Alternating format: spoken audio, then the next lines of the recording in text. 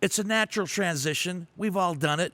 Gone from graphic designer to starting a distillery and making whiskey, right? No. Tonight on Whiskey Business, Adam Hines and High Bank Distillery.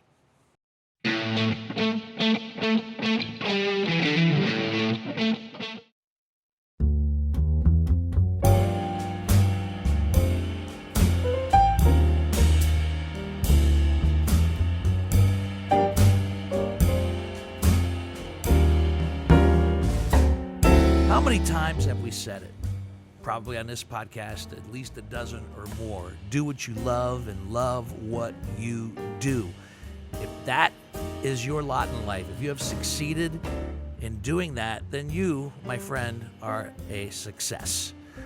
We love what we do. We love doing this podcast, but individually, aside from the podcast, we all have our other pursuits as well. John Whitney and I make films. We love doing that. Greg Hansberry is knee-deep in a radio career. He loves that. Yeah, pays the bills. Pays the bills. But the bottom line is that we love what we do, and we do what we love. And once again, tonight on Whiskey Business, hi, I'm Dino Tripodis, and welcome to Whiskey Business, the podcast not so much about whiskey as it is one with whiskey. We talk to another one of those, what I consider to be success stories, a success story that is still growing as we speak. We are on location at High Bank Distillery in Grandview, Ohio, and my guest tonight is one of the brainchilds behind it all, Adam Hines. Hello, Adam. How are you? Good. And thank you for indulging us tonight. We should tell you, I know by the time you watch this, who knows what the weather's going to be like in Columbus, Ohio. But tonight, we picked to travel and come on location on what has been the worst night so far this winter. Yeah, absolutely. It took you forever to get from home down to from here. Westerville down to here. It was fun. Yeah, that's good. So that's smart. Live in Westerville, have your business down in Grandview. Right. As soon as I moved out of Grandview, I opened a business in Grandview. It just seemed to make sense. Let's move 30 minutes away to then open a business down there. Oh, man. So. But we appreciate you accommodating us here tonight. And plus, I mean, you said I can come to you or you can come to me, and I said that we would much rather come to you because it's so cool. For sure. It's so cool. It's one of many distilleries that have been popping up here in Columbus, Ohio, but this one seems to be growing fast and furious in a short amount of time. High Bank started when? In 20... We launched March 2018. Launched March of 2018. That's so we're less than 2 years. That's still. like a scratch. Yeah. That's like barely nothing. Yeah. As far as starting and booming right out of the gate. It's been a blur. Whiskey War has actually been one of the bottles that we'll try. Whiskey War was actually given to me as a gift. Nice. And I put it on the podcast. Yeah. And we tried it. And how'd the name Whiskey War come about? Yeah, so as you alluded to a little bit, my background's in brand design, brand management, but I like a story. So each one of my bottles has a story, the name that it has, the label that it has, but Whiskey War came from being a Westerville guy. Right. Prohibition was said to have started in Westerville, Ohio. It definitely started in Westerville. So back in 1875, Henry Corbin was trying to open up a saloon in Westerville, Ohio. Not once, but twice, his saloon was blown up. Exactly. Nice. And we told that story. Yeah. We had the Whiskey War on there, but I wanted to hear it from you. The story goes, though, before it was blown up the second time, he came out wielding 2 pistols. And that's what ignited the Whiskey War, started the Anti-Saloon League, which then led to Prohibition. So that's why we have the name Whiskey War. That's also why we do the dueling pistols. That logo is rad. That's awesome. It's very cool. Yeah. And then our term that we've kind of adopted as of recent is that make whiskey, not war. So that's a good one. That should go worldwide as far as I'm concerned. You mentioned branding. We have to do the same thing as well. And could not do the podcast without, of course, Mr. Greg Hansberry on the audio side. Hello. And Mr. John Whitney on the YouTube side. And, of course, we always encourage you to check out all of our social medias along the way. That's right. Instagram, Facebook, Twitter, and really grassroots efforts. Share, with your friends who like podcasts, who like all the stuff, the different things we talk about. We say we talk about things A to Z here on Whiskey Business. So there's got to be something that someone is interested in. Yep, and we're on a W. Whiskey. Yeah, which is fine with me. Or maybe we're on a G because This was not the. I'm not done Oh, yet. you're not done No, yet? I'm not done yet. I'm sorry. Okay, You're skipping the best part. I get because we have a giveaway to announce. That's a G. That's what he was getting to. A giveaway. That's right. Subscribe on your favorite podcasting platform, and rate and review, and specifically, if you write a review.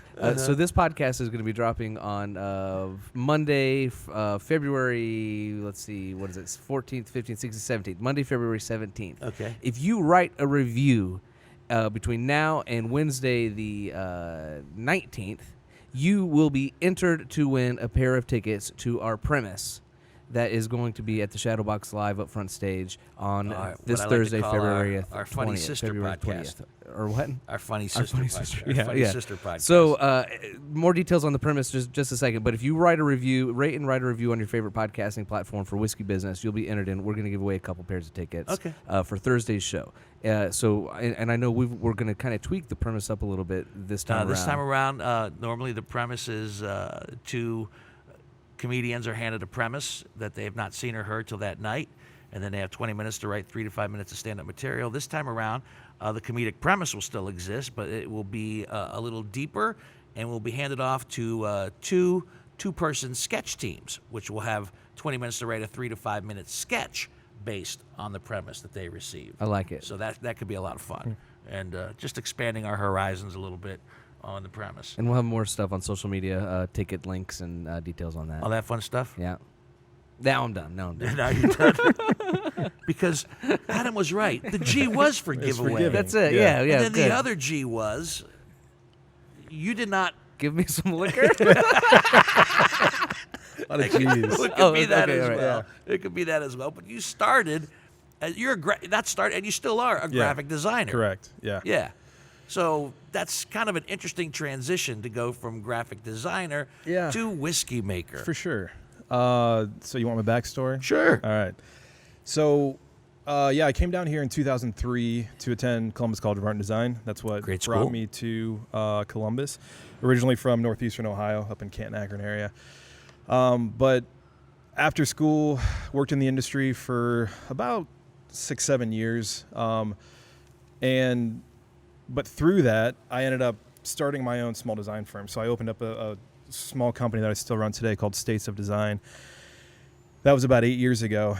And as I was acquiring clients, I was realizing that I was starting to kind of get my hand into a lot of different things. And one of the clients that I still work with today, that my partner, that's how we started a working relationship together, I started branding Zest Juice Co., which is a local cold pressed juice company here in Columbus, Ohio. And that would be Jordan and Natalie that you hooked up with. Yep. So that's Jordan and Natalie. That's something that Jordan and his wife did. They opened that up in, I want to say 2015 is when they actually opened the doors. It could have been 14. But so we worked together on that project. Through that, Jordan and I did know each other beforehand. We were friends beforehand. We actually met at church maybe a few years before that. But from that, we realized that not only could we work well together, but we could also remain friends, which we felt like was a rare It's half thing. the battle, Yeah. right? Yeah. And so he, the juice thing was kind of his wife's business. He liked it, but it wasn't kind of really what he wanted to do. He wanted to open up a bar. I was like, well, I always thought it'd be fun Like the to. opposite end of the spectrum. Right. The healthy juice versus the liquor. I always wanted to open up a brewery. I was like, brewery would be cool to do. I did some home brewing, that sort of stuff. He's like, well, do you want to do this with me? I was like, yeah, I could do the branding, handle the website, the marketing. I'll learn how to, brew on a larger scale. This is not a brewery, in case you didn't know that. No. But a year into our business plan, we were a brewery. That's what we thought we were going to be. We thought we were going to have an angle on the kind of the brewing market. We thought we had a little different play on it. But then a year into that business plan, we got wind of laws that were changing on the distillation side of things here in Columbus, Ohio. And about 3.5 years ago, you were not allowed serving more than 1 ounce of alcohol at a distillery. You could serve 4 1/4 ounce pours. That was it. The law that was changing was that you were now allowed to serve more than that. You were allowed to open up a bar and you were allowed to serve food. Before, you weren't allowed doing any of that stuff. Wow. And so that's why you see Watershed opened up their restaurant, OYO or Middle West opened up Service Bar. Right. We opened up our distillery here just because we saw the massive potential that we could have. And as opposed to those other great organizations, Watershed and Middle West. I mean, their restaurants right afterwards. You were able to build yours ground up. Yeah, so the unique thing with High Bank is we are the first distillery pub restaurant that was built from the ground up in Ohio. So the benefit of that, I don't know if you can see from the windows or not, we have our beautiful still right here in front of 14 glass, floor to ceiling windows that then goes right into our restaurant. And so I'm essentially a zoo animal during the week where you can go stand by the window and watch me do stuff. And people, I don't think they realize I can see them back. Yeah. I'll wave to them at the window and they're like, oh, like he saw me. Two-way mirror. Two-way mirror. Right. You can see us. So, yeah. So, but even how I got into the distillation side of things, because when I noticed that law that was changing, my passion had always been bourbon, like collecting bourbon, getting into whiskeys, all that stuff. Because your pops is yeah. down So my dad's lived in Louisville for the last 15 plus years, and so I mean, literally my first ever experience with going to a distillery was I used to ride a Harley. My dad still does. We were riding down in horse country down there, going up over a hill, and I see this humongous black barn, and I'm like, what the heck is that? And my dad and I stopped, and we pulled in, and he's like, that's a rick house. I'm like, what the heck is a rick house? He's like, that's where they age all the bourbon. We were coming up on Jim Beam. So we pulled in. First ever tour I went on was Jim Beam. Went in, walked the whole grounds, did a tasting, threw some bottles in our saddlebags, and drove back to his house later that day. And from then on, I mean, I've been on at least 40 tours down there. I've been to Maker's Mark 7 times alone, because like I kind of get the ones that when I take people down, I'm like, okay, we got to stop at this one, and never thinking that I was going to ever open up a distillery, because I mean, it's also it's a lot harder to get into the distillation side of things than it is to get in the brewing side of things. And plus, when you go to those places that have been around for generations, and you see what a massive operation it is, I mean, why would that thought even pop into your head that I could do anything? Yeah, you don't have that scale. Like with a brewery, you see all these little pubs that just have a 3-barrel system in the back, 5-barrel system in the back. And it's like, it feels attainable because you're not doing mass production where you have this massive bottling line and all that stuff. Distilleries, you just did not have that as much, especially in the state of Ohio. You weren't interacting, in that way. So, but when that law was changing, I saw that as an opportunity of like, this would be much more down my alley. I have a decent collection at home of research, I call it. And it was R&R. That's the word. That's the word I'm going to start using now for all of my bottles. That's at what home. I told my wife. Research. Yeah, and then as soon as I hit about 150 bottles, she's like, "You still need to research." I'm like, "Absolutely, absolutely." I still need to research. Do you stop reading books? Yeah, no, exactly. There's always new books. There's a story behind each one of these. That's a great. Yours. I'll take research. You take books. Yeah. This is a great relationship already. I'm digging this. So. Yeah, so then I was tasked with I love to create. Like I went to art school, but more I'm a creator. I originally was an illustration major, then became a visual communications graphic design major, almost switched into industrial design my senior year just because I loved packaging design, working with my hands, building things. And so I kind of saw the aspect of being able to learn a new task like this and to create a new product as just that, addition to creation. Yeah. So, and what's really fun, and I don't feel like too many people can say is, I do literally everything. I was going to ask, is all this you? Yeah, so the branding, design work, all that stuff. So like holding a bottle, it's like, okay, I came up with what's inside of it. I chose the packaging. I designed the package. I physically filled the bottle. Right. A lot of them I physically put the labels on, all that stuff. And I'm sending my product out. When I look around here and I see some of the graphics that are on the walls, we'll get a shot of it. Johnny will get a shot of it with his camera. But you have how the whole process starts from the mill to mash to ferment. Is that all your work up there too? Yep. And some of it, I didn't hand paint that, but just like a month ago, I was like, you know what? Make whiskey not where I want to paint it up there. So I hand painted that up there. And people are like, you could do that? I'm like, guys, you forget that I actually went to art school. Right. I know how to do stuff. Speaking of school, tell me what the heck is Moonshine University? Yeah, so I had to figure out. And how do I enroll? Anybody can probably teach there now. Yeah, I don't know. Anybody can go take classes down there. So the task that I had to do, with not there being a lot of distilleries around, Central Ohio here, is figuring out how do I distill. it's illegal to distill in your house. People do it. I may or may not have had a hypothetical 15-gallon still installed in my garage for 3 years. Hypothetically. I have a hypothetical still in Yeah. somewhere. But even that's drastically different. Down Like by if the I'm creek. if I'm heating with a hypothetical electric, unit inside, that's a lot Right. different than a steam jacket. Right. The flavor profile, that stuff that Sure. is affected. So I had to come up with, I'm like, okay, I know we're going to do a 300 to 500 gallon system. What other distilleries around could I maybe build relationships with that have similar systems that I can go shadow? So then that's what I started doing. I started reaching out to distilleries in Kentucky, distilleries in New York. And so I was up at Black Button Distilling in New York for a couple weekends, was shadowing Jason up there. Found Moonshine University down in Kentucky, which was a great resource, not only just for the class and the education, but it was the networking of meeting distillers from Beam and makers and all of that. Moonshine University, is it quarters or semesters? Yeah, it's a per class thing. How many classes are there? How long can you actually go to Moonshine University? So they do it in a class format where it's these intensives where it's like either a 3-day or like some of them are like 10 days, where you go down there and included in the cost of the class is a hotel room. They do like mingling events, all that stuff. The class sizes are usually anywhere from 8 people to as high as I think I was on one that had like 16 people in it. So they try and keep them pretty small, and then they bring in a bunch of people, and they focus the classes like a 3-day class I did just on fermentation, where we were just playing with Petri dishes, playing with the different types of fermentation, seeing what we get to grow, and the different flavor profiles that those fermentations, would create. Other ones, where you're trying to take your product to market, or how do you, create a mash bill? There's kind of this all different stuff that you can do. And so with my dad living like 20 miles from actually where Moonshine University was, it was easy for me and my family to even just drive down there, stay with my dad for a week. My wife and the kids could stay with the grandparents. And I could go to these classes. Did you get an A? There was not a grading system. It's not a pass fail. I have a certificate and a T-shirt. Yeah. Okay. Oh yeah. That's more than I got with my education.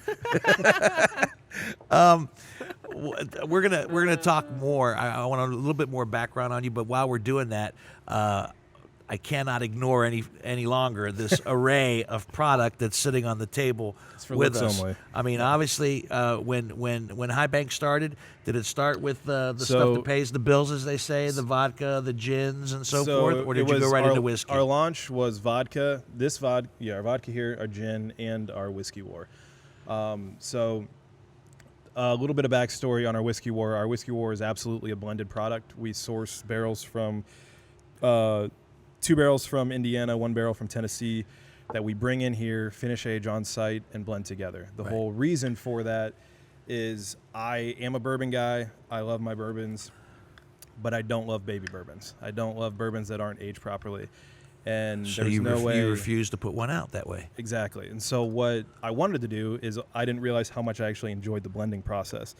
It took me about 9 months. I sourced over 50 different barrels from 50 different distilleries. And what do? You just like look online and they got a catalog and you kinda, so there's different companies that you can like reach out to. Yeah. If you have your DSP license, your distilled spirits production license. Sure. If you have that license, a lot more doors open up to you to be able to get samples from stuff, because it's technically, again, illegal to ship and do all that stuff. So he and I couldn't go down to go to Indiana and pick out some whiskeys and source and make our own whiskey. You could not unless they barreled it or unless they bottled it for you. Like you could not physically take a barrel away. Right. But they could bottle it for you and label it. So we can go out and pick some whiskeys and say we want to blend this, and Exactly. let them bottle it for us and come and home then with you our have to own. pay for all 220 bottles. 220. And then so like Woodford does that. They call it, I forget what program they call it. It's like the Italian club. You guys bought a barrel. We did. We bought. Was that we Woodford, went down. or that was somewhere else? No, that was. A lot of distilleries do we it. did it with Russell's. I mean, it ends up you end up paying depending what your yield is, you pay anywhere from 10 to 14 grand usually, like a barrel, Right. Because you're literally bottling. You're paying the retail price for the bottles that you get out of it. It's just your own barrel pick, and then a lot of times they give you the barrel, afterwards too, but it's empty. Uh-huh. So. So if we wanted to Alright, make so- whiskey business whiskey, we could technically do it, but they'd have to bottle everything. You could technically do it, or you could hire a distillery to do it for you. I know a guy. Yeah, there's that. So like where you could select barrels, come Right. up with your own blend. Right. They could bottle it, label it. Do all that All stuff. right. So I got you off track. Go With, ahead, with go that ahead. with that thought in mind, we're gonna let's pour some whiskey war, and with that thought in mind, as you're pouring this blend that you guys put together, and you don't like the baby bourbons, and you've got everything working here.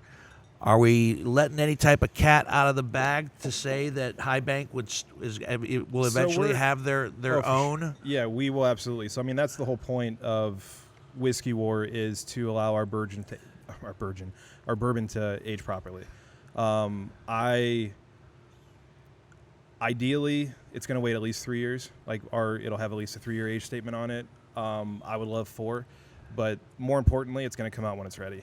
I mean, it's not an exact science.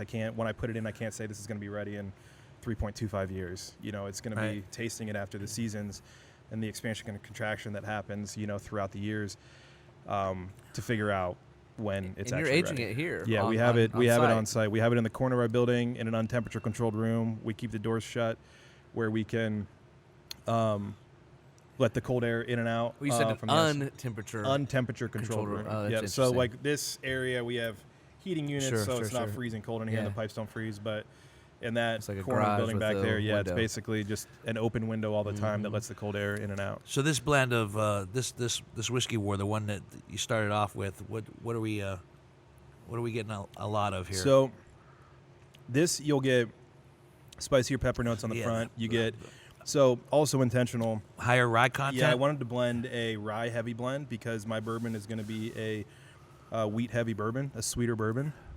And so I wanted these products. I didn't want when High Bank Bourbon's release for Whiskey War to necessarily go away, and it's absolutely not going to go away. It's been a huge hit so far. And so I wanted the products to be very different. And so this is intentionally a rye heavy blend. It's about 80% rye. Yeah, I can taste it. That's good. It's still got a And like little it. sweet kick to it, though. You can smell this. And what's I- interesting, and we'll go into it next. So, Whiskey War, this is what's made for the masses. It's at 88 proof. What most people, like it under that 90 proof when they're drinking something. When I blended it off of barrel proof. So this is at 1.8. This one's at 119.5. They've come out as low as 118. This is the highest it's come out, 119.5.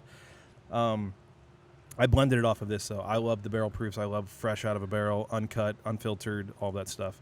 And so, and even if you leave a little bit of your Whiskey War on the table and you drink them back and forth, Yeah. where this has, it's a totally different feel in the mouth and even flavor profile, that you kind of hit. So when you talk about that sweet note, I think this one actually hits sweeter than the Whiskey War. I recently sampled the barrel proof, and as much as I like the Whiskey War, I mean, obviously, I get what you're saying. Out of the barrel is just an entirely different experience, and it's do you find that to be the case in all the years that you started, from when you started drinking whiskey? I mean, was it your old man that turned you on to whiskey, or did you find that No. on your own? Well, There's an interesting mix here. I've heard a couple things that Yeah. you said from the bat. Your dad lives in Kentucky, drives a Harley. You had a Harley. Yep. So there's a couple of dudes Yep. on the open road with saddlebags and hitting distilleries. And then earlier you mentioned, your partner, Jordan, you met in church. Yeah. So sure. Harley guys can go to church. I didn't say It's that all Harley good, guys man. can go to church, but there's like an interesting blend of a guy here. Yeah. So- it really is. Even my first job, to talk about drastic differences. So right out of school, I was a graphic designer and then became the creative director. I worked at a church. That was my first job. So I worked in Vineyard Columbus up in Westerville, Ohio. It's a pretty large mega church up there. While I was there, there was probably about 8,000 members or 8,000 regular attenders every single weekend. And so my first job out of school was a graphic designer there. There's a small communications department, and then that communications department grew to 8 people, and then I became the creative director of that communications department. Cool. And then I ran all of the branding and marketing aspects for the church up there, which that, for me, because it was kind of an in-house shop, we had to do everything. We had to do everything from weekend service support to videos to websites to everything like that. So it allowed me to have that experience of everything that I do right now, where here I do everything. I still hold 3 clients currently right now outside of High Bank, 3 states of design that I still, manage their brands for and do the design work for. So it's really, for me, it's been this journey, and it's been a really fun journey, because I feel like I allow myself to, be guided where I feel like I should go, And, without getting too personal, is religion a big absolutely part of your life? Yeah, for sure. And do you feel like that's done its own type of had its own type of purpose and influence in how you've made decisions? 100%. Yeah. I tell you why I ask. Yeah. I tell you why I ask, because I envy that, because I'm Greek Orthodox. Yeah.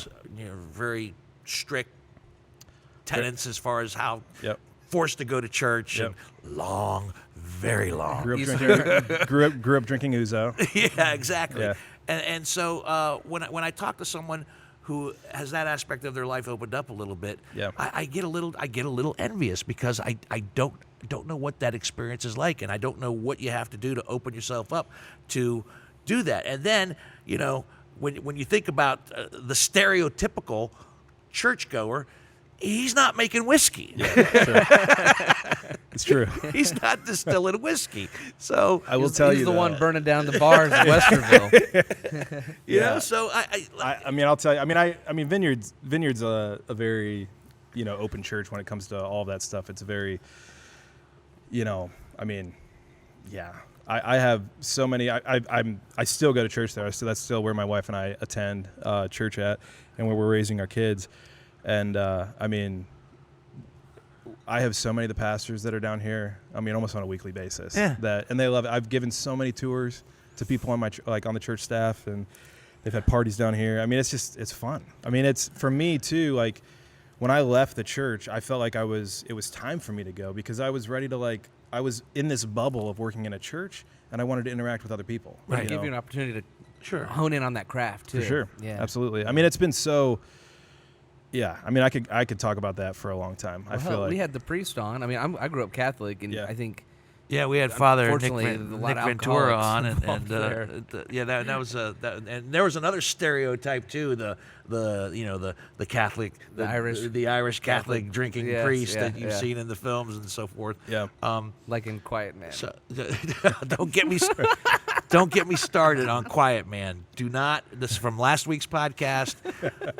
He really pissed me off royally on that, and now it's just like a button that he likes to push from time to time. You've seen The Quiet Man with John Wayne, haven't you? I haven't. You haven't seen? actually. Okay. Well, I highly recommend it. Don't listen to Hansberry. when you've got 9 hours of Shut your up. life you want to blow Shut away. up, you. But Oscar-winning film.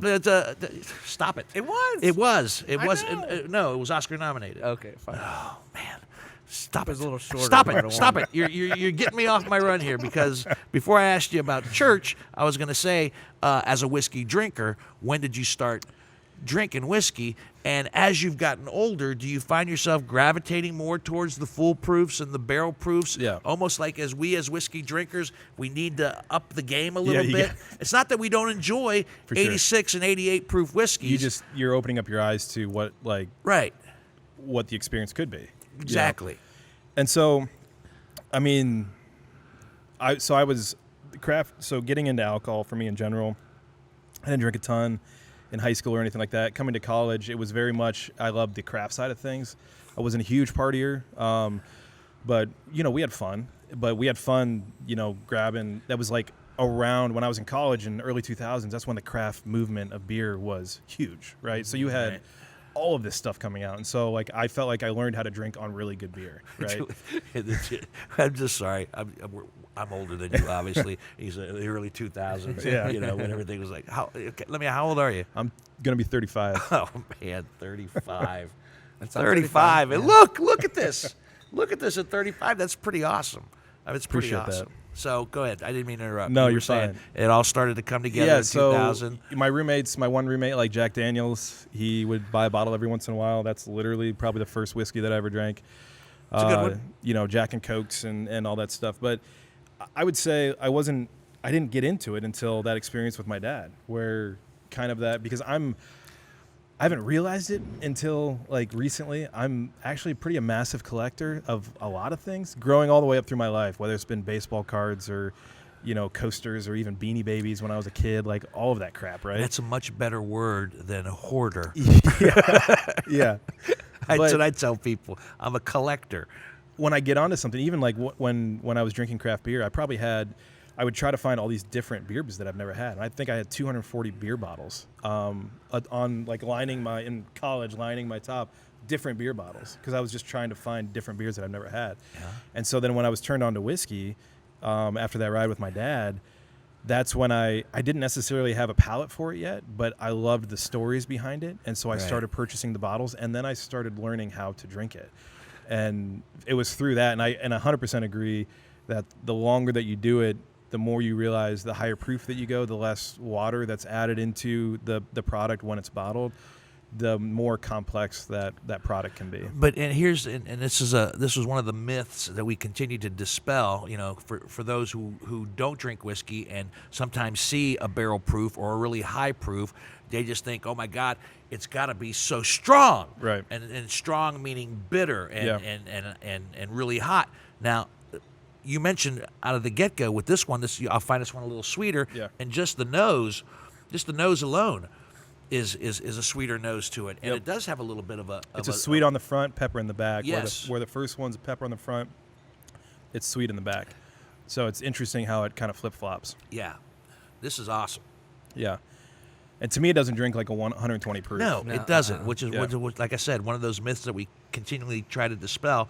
That if you see a high proof bourbon whiskey, don't be afraid, because you'll be pleasantly surprised at how I some think of people them are get afraid by the price too, because a lot of them you're paying $50+ for Right. them, but the reality is too, you're getting the same bang for your buck essentially. Usually, Yeah. not all the time. But And the Whiskey War, I mean, that's a very reasonable bottle. yeah, and this Whiskey is War- 36. This is 49. That's- yeah. This is 47. Yeah, okay, and we make, it's not a joke. We actually I think this is our 120th bottle on the podcast, if I do the math correctly. And we always say that we've gone with bottles that were 50 and over, but we always like to find those bottles that are $50 and under, For sure. because not everybody has, the income to just throw to buy an $80, $125 bottle And every to week. take a risk on it, Right. Because that's the thing might too. not You like don't. it. You might not Yep. like it. Yep. That's the thing. I mean, yeah. But for $100, you buy 2 Whiskey War barrel proofs. Good to good, go. yeah. That's a sound, That's a good- sound whiskey investment. It's a fun weekend. Yeah, it's just a weekend, just a weekend. I'm curious. All those bottles of beer, that bottle collection. Yeah. You still have it? I do. Do you really? I do. That you're married to a good woman. Yeah. You are married to It's, a good any woman that lets you keep your 240 empty bottled beer They're collection. in a room back Rubbermaid. here. Literally, they're in a Rubbermaid container, yeah. like stored in my crawl space. That's They're not. okay, but they're not you still displayed. have 'em. Yeah. And someday there'll be a room for Yeah. them. Someday There'll be yeah. a place for them. The- Oh yes, there will be. Yeah. Yeah. It's. I got I've got a garage full of empty whiskey bottles you from the do. podcast. yeah. Well, I mean, the know, repurposing thing is huge right now. On Yeah. all Oh the- yeah, that's what I'm doing. I'm repurposing. Well, that's but, I mean, that's you exactly could. Well, what you said you I'm had ready. somebody who makes lamps out of them. I mean, Yeah. not that you do that. She but did. My housekeeper made a lamp out of I can't remember what the bottle was. It was a big, but the base of it was a really thick glass bottle, so Yeah. it was a Cool. good base, and she made a Yeah. great lamp out of it. I've got a bunch of old vinyl records. They're like Barbara Streisand, a bunch of, Lawrence Welk records that I don't want or listen to, but I want to repurpose them somehow. I don't. I just can't get I rid of always them. envision, like with collecting the beer bottles, that someday in my garage, whenever I would build it, that I could have an accent wall of just beer bottles. That'd be Like, awesome. where you could literally fill the entire thing, head to toe with beer bottles, and it would just be a cool Your man thing. cave. Yeah. Yeah. And now I want to do the other side of the wall with whiskey W- bottles. Real quick, would you ever want to? I mean, you've been talking about the craft beer scene. Is there any aspirations down the road to do a dual distillery brewery thing? Is that a thing? I don't even know. I think people there's do that. So I don't know of a distillery that's gone into the brewery side. I know some breweries that have gone to the distillation side. Especially there's one down in Cincinnati. I think one of the things, especially as an entrepreneur, I need to stay focused. Sure. Like there's a lot of shiny things out there, and it's really not even well. like that we're just doing one thing, but it's like, I mean, because we have a lot of ideas. Sure, you sure, know, sure, we have sure. because we just really because we thought about that actually. It's like we have the equipment, the front end equipment, the mash tun, the fermenters, all that stuff is essentially what you The same. use to make beer. You just need to add, you know, like 2 pieces of equipment, and then you could be kegging your own Sure.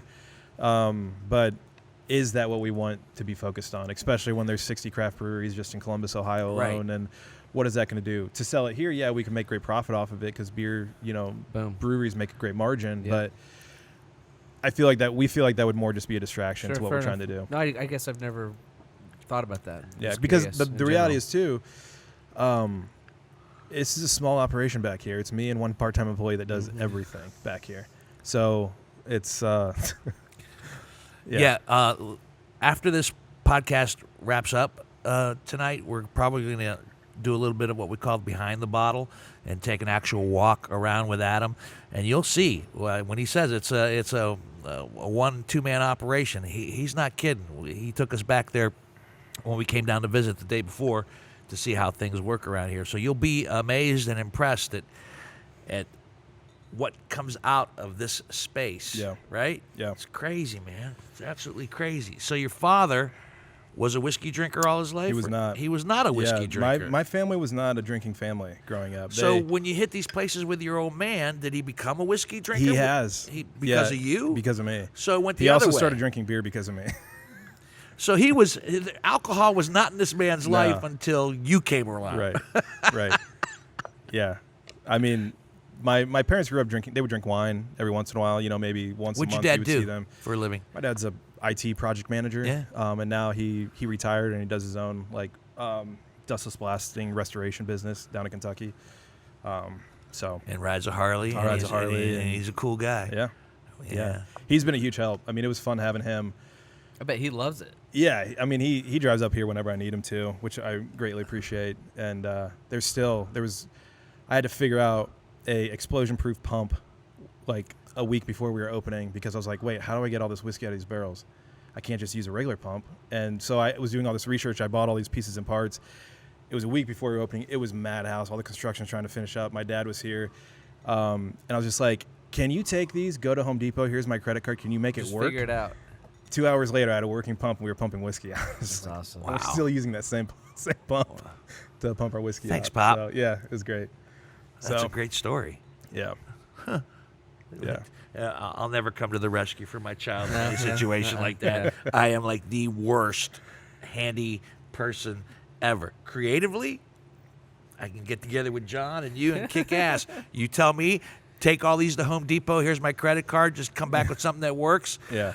Yeah, I'm sorry. It's No. it's been fails. fun It fails. with my family. I mean, it's in general. I mean, everybody's been super supportive of everything. I mean, obviously, especially my wife. How old are your kids? I have a almost 5-year-old, a 2.5-year-old, and a 6-week-old. Okay, so let's go with the 5-year-old. Does the 5-year-old know that Daddy makes whiskey? Oh, yeah, she tells everybody Daddy makes bourbon. Yeah, what's my dad? She goes to the bar and orders a white milk neat. That's awesome. So she, I love that. my oldest, like, man. so my 2 older girls, they both love the distillery. So I mean, you know, as time passes on, Yeah. and when that High Bank will be in good hands, yeah. and when you pass, She already it talks down- about that. She's like, Daddy, when I own High Bank someday, I'm like, Yeah. That she's, milk yeah, she's awesome. Neat. I'm gonna have to steal that one for the kids. That's awesome. The Midnight Cask. Yeah. That's a fairly new addition to the Yeah, we to added the, to this the family. in early November. This is something I've had in my back pocket for a year prior. Then, because of the lovely government shutdown last year at this time, Yeah. I couldn't get my label approved, which then made it a summer release. This is not a summer whiskey. I didn't want to do it in the summer, so then we waited until November this past year to actually release it. And there's been a lot of distilleries having fun, for lack of a better word, by putting this product into port wine barrels. into wine barrels and stuff like that. But this Yeah. is the difference on this one, and why this is a unique product is because it's not in the it's barrels. not in a barrel. So what we it's do is we physically take our whiskey war barrel proof and mix it with a port wine. with mix it with the mix wine. it with the port wine. Yeah. So You've not had this yet? No, Oh, this dude, is what you've been talking about since yeah, yesterday. you're so you're gonna there's love this. one other. You're the host. You there's- should pour. Because I love I got hooked to this stuff for the Angel's Envy rye, which is very sweet. So I'm And I'm hooked to and that and stuff. and you like the sweetness of the Basil Hayden. Basil Hayden. So I mean that's the thing. When I was before I owned a distillery, Basil Hayden Rye was something that I never went to when I wanted to obviously like, hey, I want a glass of whiskey. But there was this. I'm super lazy when it comes to cocktails. I don't make cocktails. My cocktail is a whiskey over an ice cube. It's like the most complex like my I get. brother from another I mother. love it. I'm the So- same way. I'm not a big craft cocktail person. So, but when I Just would drink Basil pour it. Hayden Rye, Get a dark Harley rye, and I'm join like, the family. this is kind of like I'm drinking. I felt like I was kind of drinking a cocktail because it was nice Yeah. and sweet. And then when I opened up a distillery, I was like, hey, maybe I could try to make this because I saw it was a mix of Kentucky straight whiskey, Canadian whiskey, and port wine. And so right, I super smooth. I took my barrel proof, went to Giant Eagle, bought 12 different bottles of port wine, and started playing around. And I probably tried about 30 different port wines before we finally landed on which one we were going to actually use. Because it's not too sweet. Because that's Yeah. the thing about that Angel's Envy rye. It's Right. delicious, but you have more than one pour, it's overkill. Yeah. Still has a nice burn to it. Yeah. It's at 82 proof. Literally, you think this is. I don't even feel So, a burn on this one. I if just you think would, No, if you would so drink it's it, smooth and sweet. if you would drink it before, you would have barrel proof. So your palate's already used to that, That's true. 120. True, good point. If you would drink it like first thing off, you would feel a little bit of burn, but still, it's super sweet. It's I almost describe it as glossy, like it has this really nice coating, and how it hits your mouth. What kind of cocktails do you make with this? he doesn't. He pours it over ice and he well, drinks they it do. like They a own- man. I mean, they own a bar. Yeah, there is we do one called it just escaped me. with what do they call it? With the midnight cask. yeah, what is it? I might have it Here. on the cheat sheet. Yeah, what's here. it on the Is it the Dark Knight? The Dark Knight. The that's Dark it. Knight. Yeah. Nice. Yeah. So we just started making that one here. Yeah, there's it's one been a up your popular alley. Aperol and You like the old orange fashioned, too. slices. You Yeah, like old yeah, fashions. Yeah, Because classic if you old-fashioned. take this and you pour this over ice and you do an orange peel and you express the orange peel over top of it and just pop the orange peel in, like seriously, it's like you're drinking a Sure. cocktail. It's Yeah, just yeah, really yeah. good. Adding that little bit of extra orange with that port wine is really nice.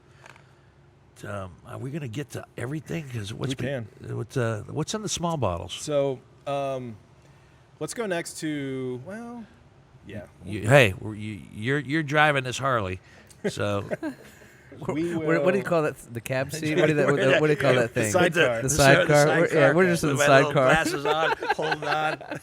And I'm the dog. So we're working on a couple different. So going off of what most people do with these, we're working on a couple different things back there. We have a lot of single barrel stuff that we're kind of playing around with. Two of them that just became ready, but we're probably not going to release until the fall as well. We were aging Whiskey War barrel proof in a Cab Sauv barrel back Ooh, there, nice. and then we were also aging one in a Sauvignon AC. So they were both in barrel for 17 months, and it's delicious. So we'll start with the Cab Sauv. So this is gonna happen. This is gonna be one of those things. I love distilling. I've fallen in love with the blending side of things. Absolutely love manipulating flavors, blending stuff together, coming up with something there's unique. a gift and a talent to that as It's- well. I my feel like friend. that's the artist side where Yeah, I get right. to create this and allow people to experience it and see their reaction, right? And so this Cab Sauv barrel. There's one. That's it. There's going to be 228 bottles.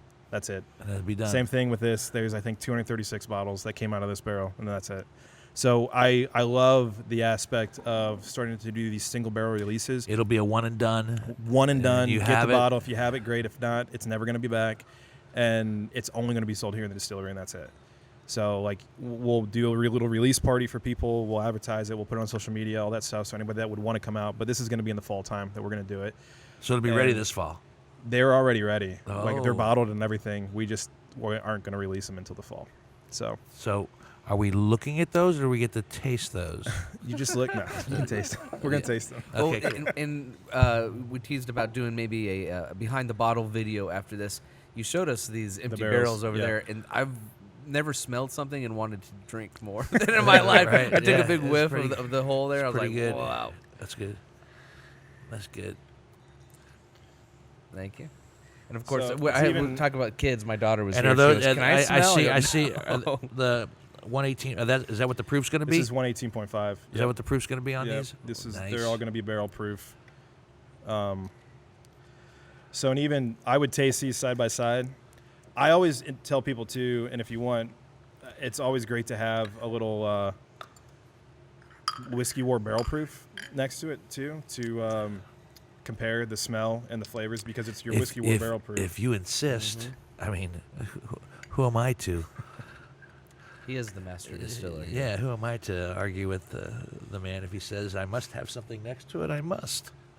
So we'll keep them in order. Keep this one last. Okay. And then we will. I already have some barrel proof here. If you guys want, put barrel proof first. Are these yours? Those are Did you mine. bring 2 pairs of I have glasses 2 pairs today? of glasses. Yeah. Right. Don't judge me.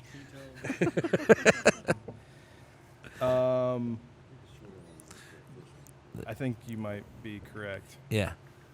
All right. So what's the order here? So How do you want us to do this? we're gonna do take a nose and a drink of barrel proof first, Okay. and then go into we'll go into the Cab Sauv. Which was the first one you poured? Yeah, the Yeah, Cab okay. Sauv is the first one, and then we'll go in the Sauvignon. But the barrel proof first. Yeah. So I mean, if it for has one, you can also First, let's just see the look at the color Yeah, difference. the color difference between is them. huge. Yeah. Yeah. Amazing.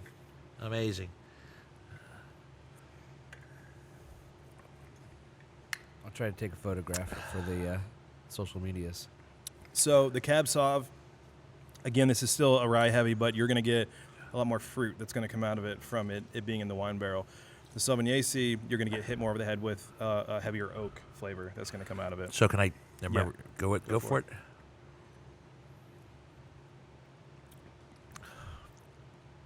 Right? Wow. Yeah. Especially like you said after Yeah. the barrel proof. Like how drastically different it is by just aging Wonderfully it. drastically Yeah, different. for sure. But in a beautiful way. Yeah. Obviously we'll stay in touch after this podcast, but yeah, I'm getting one of those bottles. I'm getting one of camping those out till bottles. I'm November. getting one of those bottles. This is the Yeah, these are both they're both 118.5. both 118, but this Yeah. is the Cab Sauv was the first one. Cab which Sauv was the this, first one. and That one. Sauvignon. And now we go with this one. Yeah. And this was supposedly a little oakier, right? Wow. Yeah, less fruit on the front, more earthy and oaky. That hits you. How long did it take you to That's good. Find this It's a little combination. dry. That's good. Well, it's more of. So we found some really, really good quality of the wine bottle or wine barrel is key. right?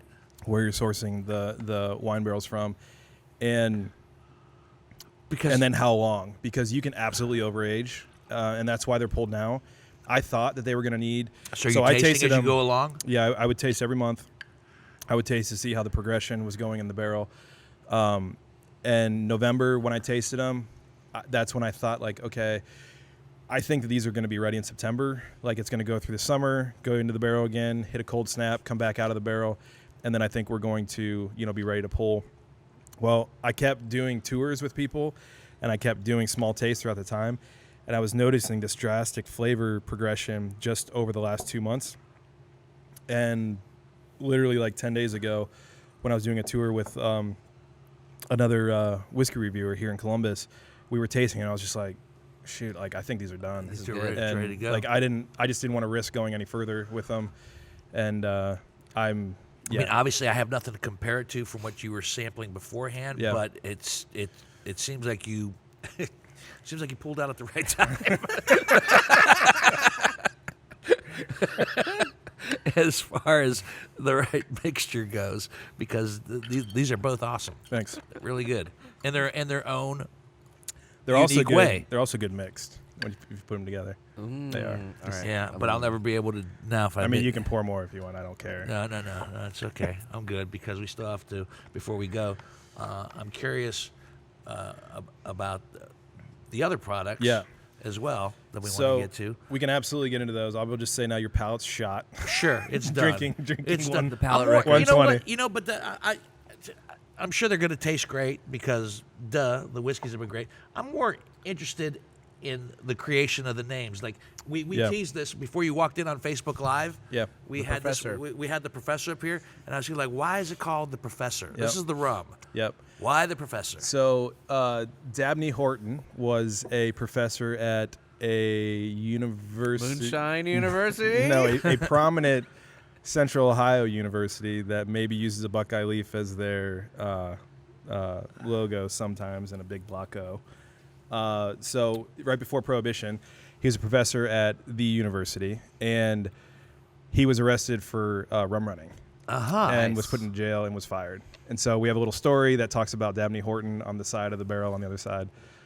So again, me being the story guy, I sure. like telling a You like the story, history. and I like trying to find unique stories, and I want stories that relate back to Central Ohio, if possible.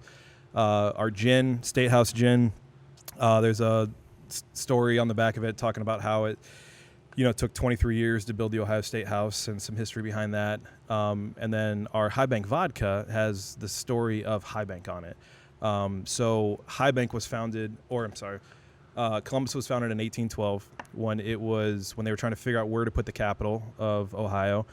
One of the major cities they were considering when they decided Central Ohio here was Franklinton.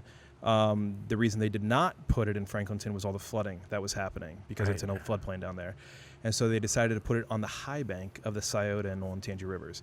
That's where the name High Bank came from. And those two paint swashes on the front of the bottles are supposed to represent the two rivers. The two rivers. Very so, nice. Yeah.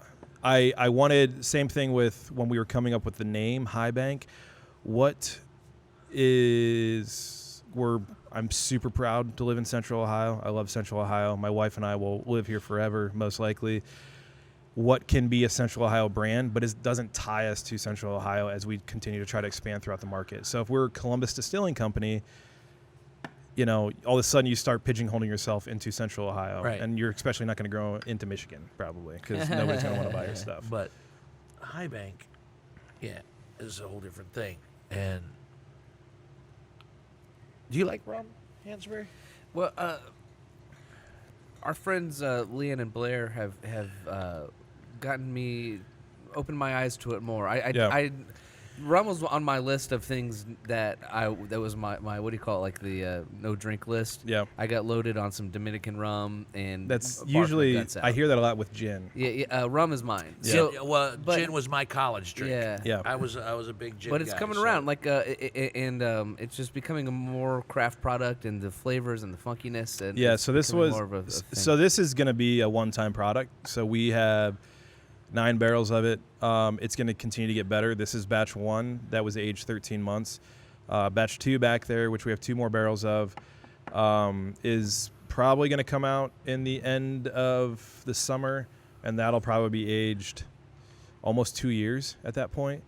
But it's a quick good. Caribbean white rum. We did not distill this on site. This was something that was sent to me. I got some samples of, really enjoyed it, and I was trying to figure out something different that people weren't doing in Central Ohio. So we got... because I can't name another. Our friends are like Watershed and some of the other ones. I don't think are Yeah, doing nobody's rum yet. doing rum. The only person... So Echo Spirits just opened, or they're just opening up Grandview. in Grandview here, and Joe and his partner over there, nice guys. They're opening up the first rum distillery here in Central Ohio. There's a couple. There's think another. they'll do the podcast? Oh yeah, for sure. Okay. He'd do the podcast for Get sure. him on. Then I love rum. rum. We're getting close to wrapping things up, but I want to ask, because you look at when you started, which a blink of an eye ago, Yeah. and where you've come already in what is less than 2 years. Yeah. right? I mean, look at this. I mean, just this alone. People can't see the beautiful restaurant built Yeah. from the ground up, as we Sure. mentioned earlier. That has been 4.5 out of 5-star It's a cool- reviews. it's a cool fucking bar, it's, too. you know, the menu's great and the people come to. Even if you're not, I'm sorry, even because my wife doesn't like whiskey, but she's been here more times than I have with her gal friends eating and drinking. Yeah. Yeah. She doesn't like whiskey?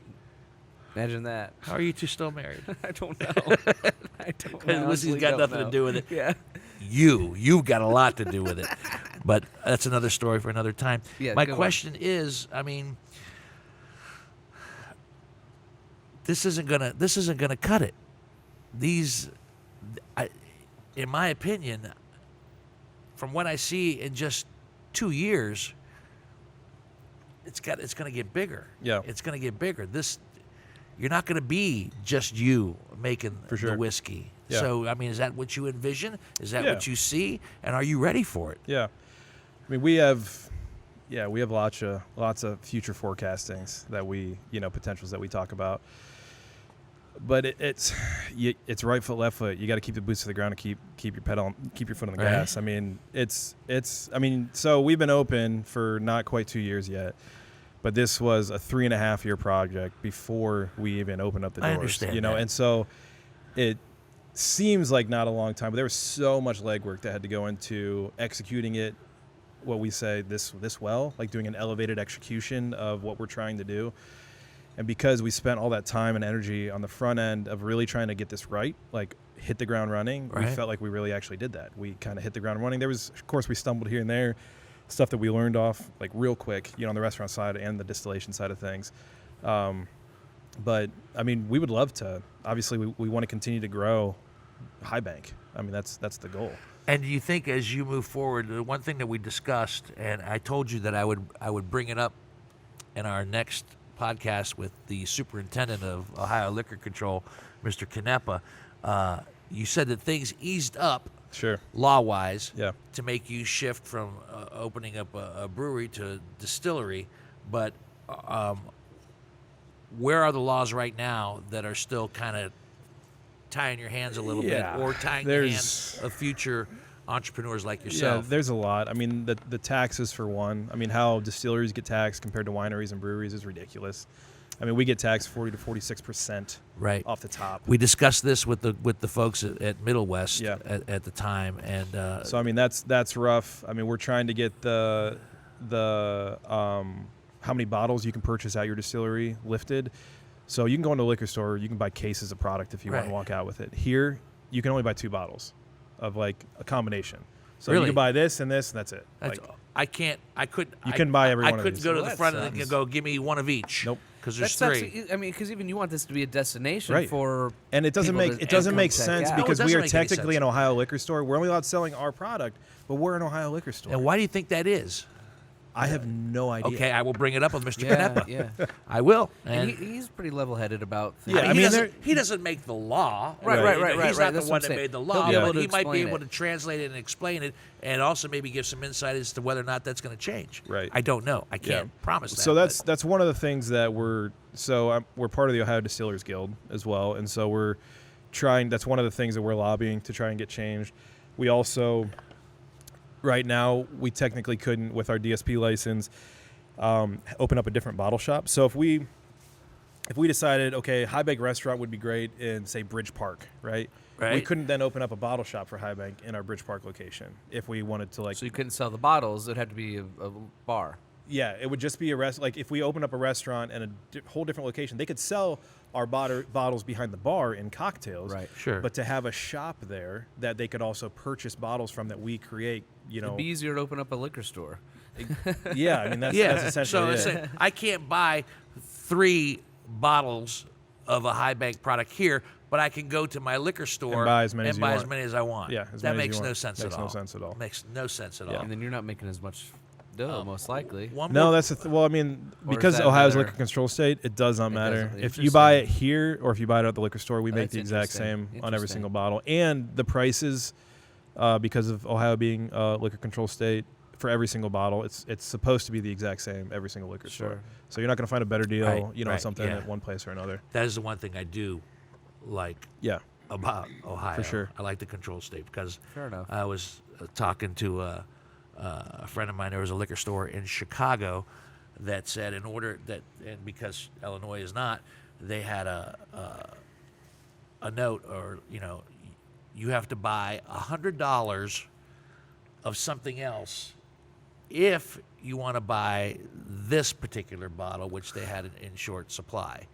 So they're basically, extorting you Yeah. to buy other product in order to allow you to In buy Chicago, extortion? I know, it's crazy. It's crazy.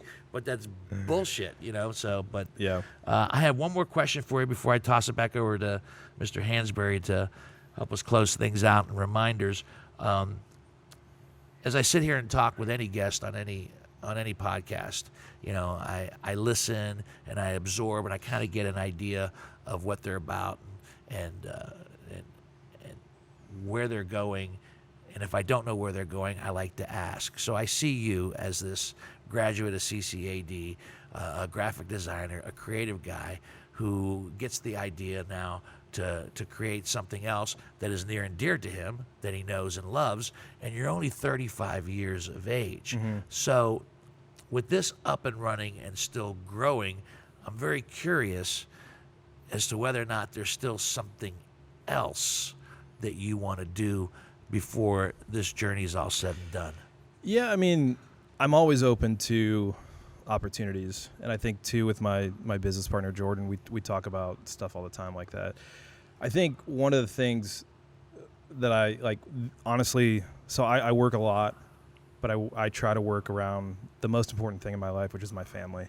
So when I'm waking up at 4, doing design work, my kids wake up at 6:30, make them breakfast, get them ready for school, drop them off at daycare, come down here, work until 4:30, go back home, do dinner, do bedtime, which I do every single night, to then come back down here and continue to work. Like that's my life, because I don't want my kids and my family to ever have to sacrifice. Right.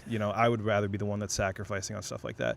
And so any decision that I would continue to make, like moving forward, that's always my biggest filter, of like where I should be going, because it's not, I mean, money's money. It's not worth, sacrificing my family over. But is there stuff that I would want to do? For sure. I mean, I have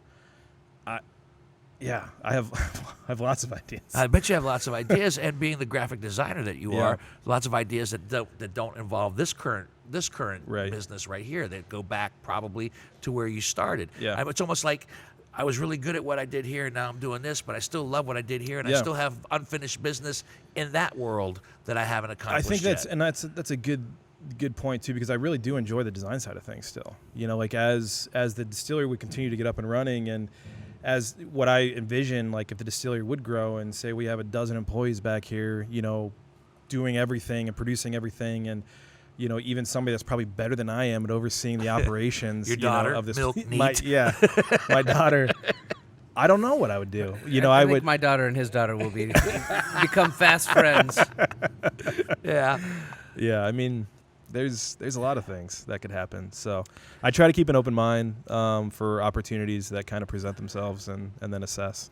Well, I want to thank you for your time, especially after hearing that rundown of your day, getting up at 4, doing some graphic designing for you or forever who you're doing it for, the kids, and then boom, boom, and then to actually spend some extra time here at night with us. Well, I appreciate the flexibility. Our flexibility? No, well, I told doing you. late. And I appreciate my wife, who yeah. is with my kids right now. Yeah, putting absolutely. them to bed. Good husband. I will say, I wouldn't be able to do any of this. Even like when I left to do my own thing for a design firm, my wife's a great provider. I mean, she's a teacher, has great benefits. It allowed me to take the risks to do what I'm doing. And if I wasn't married to my wife, I don't think I would be doing any of this. I think I'd still be sitting at the exact same desk doing What's the your exact same desk. What's that? What's her name? Her name? Her name. Erica. Erica. Shout out to Erica on Love Whiskey Business, for sure. Yeah. They say behind every great man, Yeah, for there's sure. an even greater woman. Rolling her eyes. So Rolling her eyes right now in a very, exactly. very cheesy way. Adam Hines, High Bank Distillery. Thank you, brother. Thank you so thank much. you. We hope to cross paths again. Maybe do something live and fun in the restaurant and the bar fun. down For sure. the line. Maybe when this fancy limited bottles come out in the fall, something like that. We'll talk about it. Yep. But for the moment, I need to turn it back over to Greg Hansberry to remind people of things that he said in the beginning. Yeah, well, and actually, I toss it back to Adam. Remind us of some, High Bank Distillery. We're down here in Grandview. Location, website, hours. High Bank Distillery. All that stuff. We're down in near Grandview Yard, right off of Goodell Boulevard, 1051. We are open Tuesday through Sunday right now. We are closed Mondays for holiday hours, but usually we're open for lunch Monday through Friday, normal hours, which will kick back in March. Come check us out. Our brunch is killer on Saturdays and Sundays. Happy hour? You do happy hour? We do a happy hour. The happy hours are raved about. Dude, so our happy hour seriously is probably one of the best in Columbus. So we have our cocktails that are anywhere from, $9 to $13, pretty standard. Our happy hour from 3 to 6. Free. No, they're half off. They're half off. So your $13 awesome. your $13 smoked old fashioned you're getting for $6.50. That's nuts. He brought up the smoked old fashioned. That's the first time we talked about this the other day. It's crazy. They light it and smoke the glass. Now you see it everywhere, and we've had it done at some of the fanciest places in town. But Sure. This was the first place that I've seen it done. But if you come on happy hour, you're going to get one for like $6.50. Yeah. So and then the other thing for brunch is we call it the socially acceptable day drinking menu, where we have a bunch of cocktails and all of our draft beer and a lot of wines are all $5. Socially acceptable. Yeah, because you can come here Day at 10 and start drinking. Are you trying to say that day drinking is not socially acceptable? Well, It's just more on brunch during brunch. not when you're a church going man. The brunch is an excuse. And I to day assume drink. the social media is High Bank. Yeah, so our Facebook, website's highbankco.com, whatever, social media at High Bank Distillery. So, Well, appreciate it. and likewise, Whiskey Business on Instagram, Facebook, Twitter. Subscribe on your favorite podcasting app and share. And also write a review. We are actually giving away a pair of tickets to 2 pair of tickets to the premise, this will drop on the 17th, and the premise will be at Shadowbox Live That's on the right. Upfront stage on February the 20th. So if you write a review between now and Wednesday, you'll be entered into the hopper, and John Whitney will take care of all the business. And we want you to be our guest to come see the premise. I call it our funny sister podcast because it's something we only do once a month, but we're having a lot of fun with it. And a couple more details to reminder. It's Shadowbox Live. Upfront stage on Upfront Shadowbox stage. Live, 8 p.m. Tickets are $10. Every third Thursday. And every third Thursday of the month through July. And this time around, it's a 2-person sketch instead of one comic against another comic. So we're going to Are props allowed? you know what? If they find props while they're there, they have to, they get There the is premise. a donut on If they can use something that's there that All they right, find. okay. I'm not saying props aren't allowed, but I'm saying that they'll. Yes, and. Yes, and. That's right. You cannot deny an improv. All right. It's You an have to improv. do it. So, good That's there. it. Yeah, we good to go. Good there. Our guest has been Adam Hines from High Bank Distillery, doing amazing things in a short amount of time. Granted, 3.5 years in the planning, but hey, you're right. It's probably par for the course. The devil is in the details. Yeah, for sure. Right, for sure. I want to thank you and your fine selection, the Whiskey War, the Whiskey War Barrel Proof, the Midnight Cask. These 2 beauties, which will be popping up again This fall. Yep. Will be a nice little added thing. And, of course, the stuff that, as they say when all you guys start these places, the stuff that keeps the lights on and pays the bills, Yep. the Portfolio. the vodka, the gin, and the Professor whiskey barrel. By the way, I finally rum. finished the rum. It was good. It was very smooth. I actually want to taste it next to the vodka. Yeah. We'll Just try the vodkas and Yeah. the gins. Offline, we'll do the rest of them. Offline. Because the other 2 are very good as well. So Yeah. it's the So- uncompromised approach to all of our spirits. Love it. So And that wraps up another installment. We love going on the road here on Whiskey Business, and this has been a treat. My name is Dino Tripodis. I hope you enjoyed it. And so, my friends, as we say each and every time, until the next bottle, see you.